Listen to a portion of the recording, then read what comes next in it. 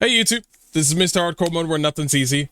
Welcome to my review and thoughts of Kingdom Come Deliverance 1, apparently, because there's going to be a second one. I thought I'd try this game out here on 2024. This game came out, I believe, more than five, almost 7 years ago, 6 years ago, I believe it came out. It's been a while. It's been a while.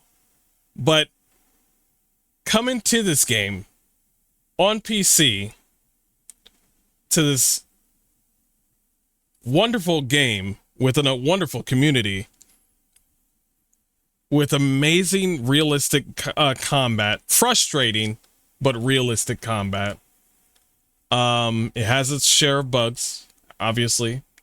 These indie developers are insane for doing something so big as indie developers. But anyway, what I gotta say is, what a wonderful ride. Like, through and through, what a wonderful ride. Let me tell you this. I've played over 100 hours on this game, and I barely scratched the surface. There was so much into the game that I was not prepared for. I was not prepared for that. I was over here thinking, oh man, I might get a good story here and maybe try this game for a few days. No, no, no. No, no, no. There was so much to do. This wasn't a, oh man, I have to do all this stuff sort of thing. It was a, oh man, I want to do all this stuff. Those are two completely different things. There's, oh man, I gotta do all this work. And then there's, oh man, there's so much I want to do.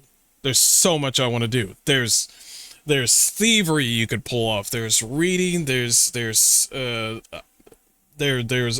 great amount of like combat with combos when it comes to this medieval world. There's horseback riding.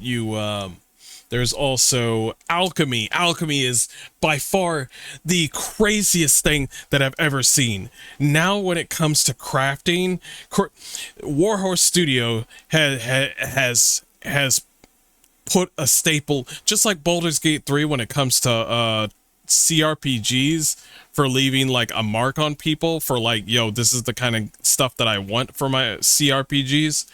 KCD has put a staple on realism and immersion with their game.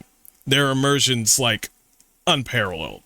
Like, you have to individually grab certain items, use certain ingredients, and create your potions. You can become more ingrained into alchemy and you'll be able to complete more potions. It goes deeper than that.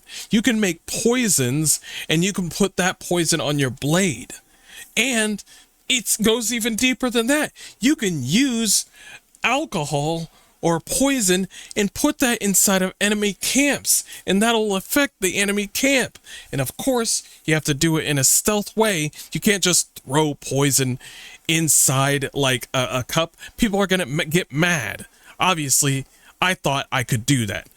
I was a dumbass. People were like, "What the fuck are you doing putting poison in our soup?" It's like I didn't level stealth. I wasn't really a thief in this game. I was more of a noble knight using my chivalry and, you know, goodwill. I did steal a couple of things here and there, but mostly I had a certain build that I wanted to do, and you can do that, and it gives you room to do that. But I feel like there's a whole different world now that I could try. I can be bad Henry. I could be good Henry. I could be in between Henry, where I just focus on just trying to get the most out of my money, out of my bucks. There's such a deep level of building with your character in this game. Although I do gotta say, some of the perks could use some work. The developers already have explained it. With their second game, KCD2, they plan on revamping the skills, and I can't wait for that. But let's talk about the story. That's what really got me. There was a deep story to this. It ties into the realism. This is a historic moment in in Prague that so much stuff that I didn't understand, but I could get to a point where I'm like, okay, my main character is Henry. They kept it really simple in the beginning. They said, hey, we get it. You don't know what's going on. You don't know where you're at. It's like, let's just start off at the beginning. You're a peasant, okay? Your father, thank you. Thank you for the sub. Much appreciated. They start you off simple. You're a peasant. You don't know much. You're a civilian. Your father's a blacksmith. And you're just living in this small town. Yeah. Thank you for the sub. Much appreciated. Much appreciated. Anyway.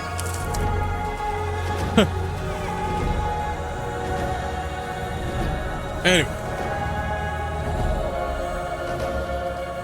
They've been wilding all day. But, anyway. They start you off small. And then they slowly progress. You slowly progress and start to realize that you can do different things as long as you train. Now, this is not level 1. You reach level 1 and you use skill points. No. In order for you to learn, you have to use certain things. You want to learn how to use your sword? You have to use your sword. You want to learn how to gain more defense? You have to use shields. You want to learn how to do alchemy? Well, you're going to have to do alchemy. This isn't a wait until... This is not an XP thing. This is a do thing. You do things more in repetition, you gain more XP to learn more skills for that certain subject.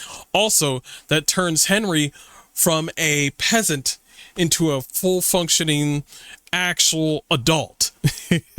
I would like to say soldier, but you shape them to the way you want. It's realism at its finest. It does have its jank. It's got a lot of jank. I could talk about those bushes that you can't go through all fucking day. I don't know why you did it, WARHORSE Studios, but I'm coming for you, and I'm gonna put bushes all around your house. Okay? I'm going to put bushes all around your house, and you'll never be able to get out. You're going to call your parents, you're going to call the fucking feds, and the feds won't be able to do anything because they can't get through the bushes. How's that feel, huh? How's that feel? Anyway, it's a great game. It's a great game. Thank you for the follow. Thank you for the follow. But let me end it off at this. I wanted to play this game because I thought KCD2's reaction that video that I made for their trailer, I thought it looked absolutely amazing. And I was like, okay, well, where's their first game? And of course, the developers, they always say this sort of thing because they want to promote their new game. They always say you don't have to play the first one in order to understand the second one.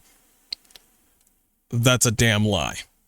There's a lot of history going on. If you want to understand the story in a more deeper level, well, there's two ways you could do it. You could just focus on Henry and see where he's going with his story, or you could focus on the whole lore and mythos and what's going on with kings and the economy and the way diplomatic problems, function. If you want to go into that sort of deep thing, it would make sense for you to follow KCD1 and then go to KCD2, because they're going to throw like names at you and you're going to be like, where?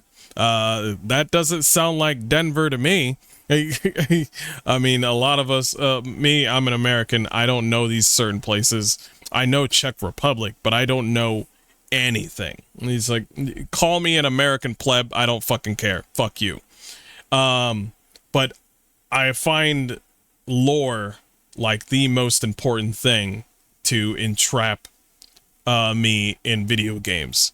I appreciate it when games give me really good gameplay, but you have to give me a reason to keep on moving forward. Not only with the gameplay, but also with the story.